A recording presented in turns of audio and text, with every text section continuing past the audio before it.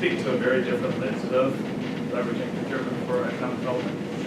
Many of you know Los Angeles, the city is kind of notorious for immigrant hate, and we actually wanted to address that first before we really tried to put a lot of them behind all the work in the programs. And so I'll tell you just a little bit about the team I lead. The mayor's office, the mayor's fund, which Mayor Eric Garcetti set up, and the LA Coalition for the Economy and Jobs and Economy came together and said we actually wanted to create a team, an internal startup of reformers who can specifically look at how we tackle some of the city's larger challenges. And so they developed, okay, so this works. Can you all see that clearly? Okay. Is there a mic for them?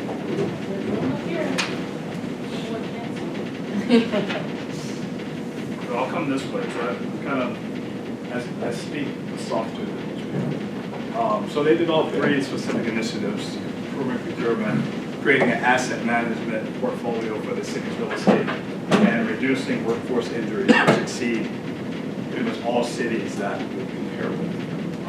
And how do we then fix those problems to create operational efficiencies within the city to save resources? And so I was hired to be the director.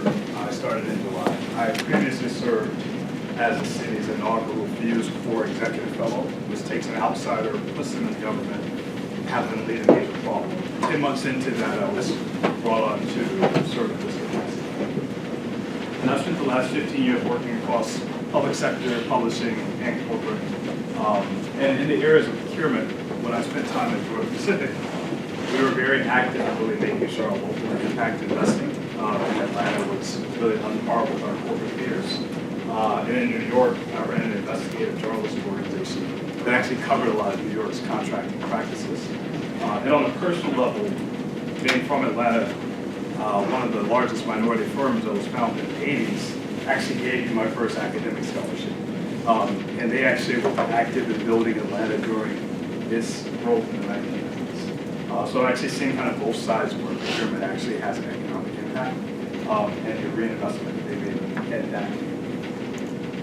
And so specifically set goals around procurement reform that would really update the most recent reform that had happened in Los Angeles, which was really 1994. And so when you talk to the department, they were so excited about this reform that happened 20 years ago, where they centralized the commodity spending across the city, which is roughly about $400+ million. But what I found is that the $8+ billion that the city spends on procurement is actually decentralized. And therein, it's very difficult to actually run programs and set standards across the entire city when you have 38 different procurement processes. And when we've actually processed mapped the entire procurement process, the cities, to actually get a contract with the city of LA, takes 432 days. Which is extreme. And so we knew if we couldn't actually fix that first, it's very difficult to get people at the table. It's very difficult to actually produce the type of results we need. And so that impacts everything: our public-private partnerships, our talent, our construction, all the different areas that procurement really touches. And so it offers us an opportunity to really leverage and improve that process. And simple things like there are 11 to 20 different compliance forms. All were still print, none were digital. And it takes 7 departments to actually review every single contract that comes to the city. This is true just 8 months ago? This is true today. Today? Yeah. And so I started in July. And so what I've had to do internally is map out what that economic opportunity will look like if we tackle reforming it to the level we can. Accenture has partnered with a number of organizations. They've actually created a framework which helps cities understand how you are as a customer, how you are as far as stimulating innovation and technology within your city. I know you can't see it, but LA actually ranks among the largest cities, like 2nd tier. And so we're not as bad as the 3rd and 4th tier, but we actually see room where fixing that 432-day process can actually bring us to a top performing city. It's called CITIE. That's the group that's created. Yeah, it's CITIE. But it was established by Accenture Procurement Group. So who is the best and who is the worst? Well, on their baseline, New York, San Francisco, Chicago, at least within the US, are the cities they look at as far as timing, their capacity to actually drive innovation and economic growth through their processes. But they only looked at like Those are the best or the worst? the best in the US. Okay, but not as good as some other places. No, I mean, they're only looking at big cities and not looking at the smaller cities, which you could assume actually can do things faster. We've actually been studying Pittsburgh a lot because they work with Coal for America and have done a lot to actually just make it easier for you to identify contractors. So I actually speak to a lot of the models with that. So our approach, as I mentioned, is quantifying what we spend, understanding operations, and really providing that leadership void that the 38 different departments need to really understand how we move things forward.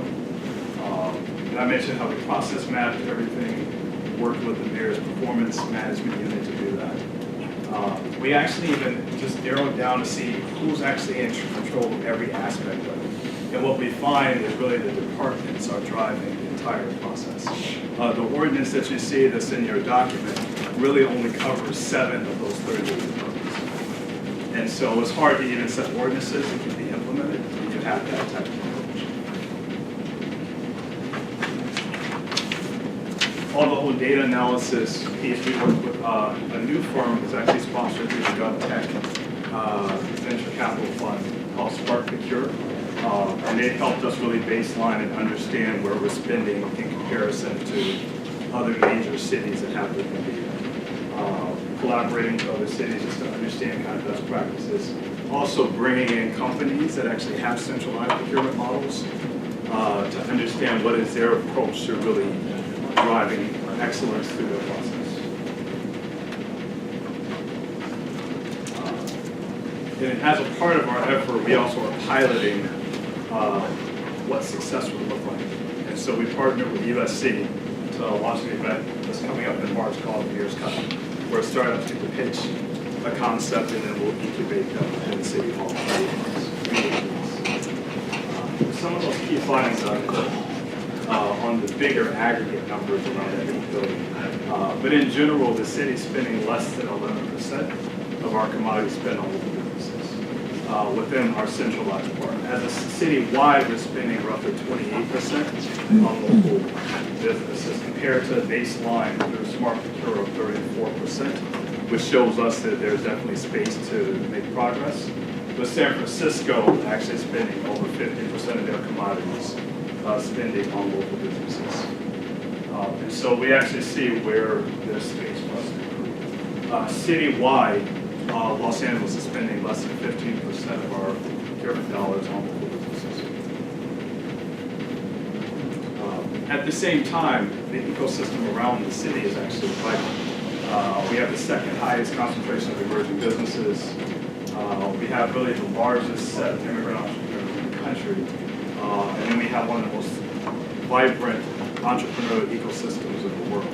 And so it gives us an opportunity to really look to that, to really make sure we're properly investing in making it easy for them to do business with the city. This is more citation from that city report, which I can share later, where we're just not performing as well as our peers around how we leverage our procurement practices to drive innovation.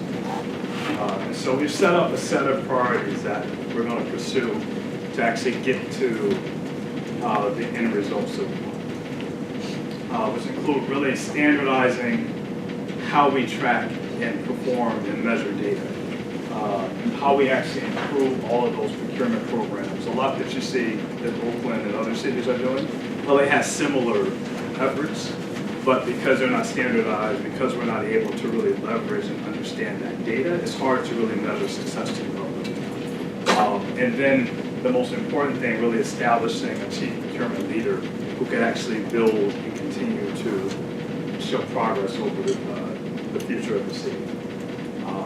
And so within each of those areas, we've identified 10 specific initiatives that my team will work with the departments to actually build out, which including those data analytics. Even things like our thresholds are out of sync with county, state, federal benchmarks. And so we've gotten complaints where it takes longer for our departments to do simple things around public safety and other issues than it needs to be. And so we're trying to address all of those infrastructural issues to make sure we can actually see success in our programs.